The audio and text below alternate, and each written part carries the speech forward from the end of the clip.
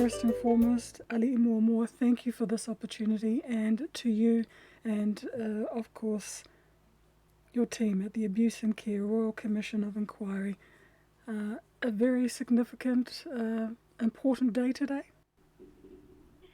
Malolsofo Moa, Malilangi Malnete Full. Look, first, can I just begin by acknowledging and thanking the hundreds of survivors who came forward to the Royal Commission, of which there were a significant number of Pacific survivors. I want to pay tribute to their courage and bravery in coming forward to share with us some of the most intimate details of their lives under really horrific circumstances. It was their contribution that was included that made this report possible. So yes, it is a very significant day for us at the Royal Commission of Inquiry today for Stay-Lapa.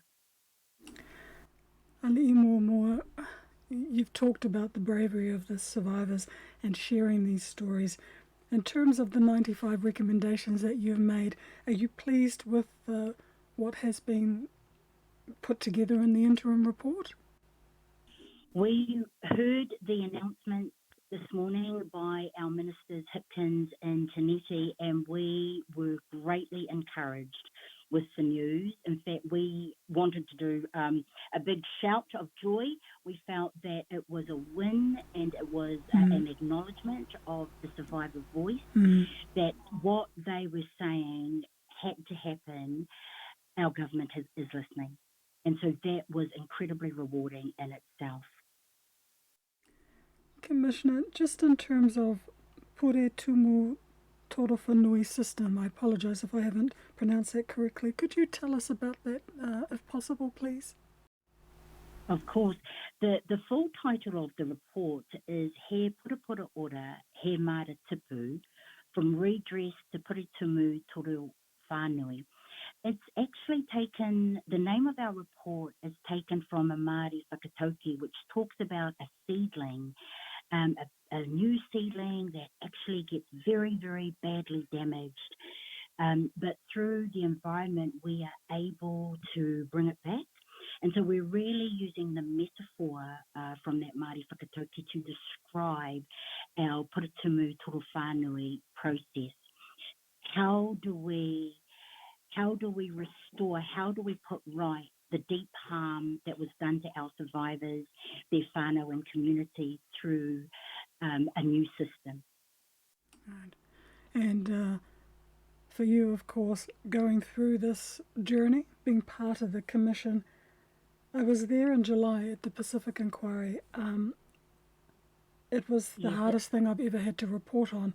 For you, what has this experience been, listening to the stories of survivors, but also to our Pasifika people? It's always incredibly heartbreaking to hear the stories of our survivors, and it's really their bravery and courage that's given us the tools to be able to do our work. What we know and what we've heard from survivors and actually others in community is that even the few that have been able to speak up and have been able to come forward publicly has given much courage and hope to others who are still talking to us but wish to remain anonymous. So there's still a lot of work to be done in our communities, but it feels like the time is right for the Talanoa, that when we're talking about our place as Pacific people here in Aotearoa, it's about standing up and being counted and being able to really contribute to meaningful, transformative change. Ali Momoa, in terms of apologies and an independent scheme, are these something that you're hoping will be implemented by 2022? Yes, it'd certainly be a strong recommendation in our report. We've now put it over to government. It's up to them to implement our recommendations, but we will be monitoring and watching very closely as to the steps that they take in following through on all of our recommendations. For you, where to from here? Like you said, the work continues well into next year? Yes, it does. We have a specific Pacific thematic report that we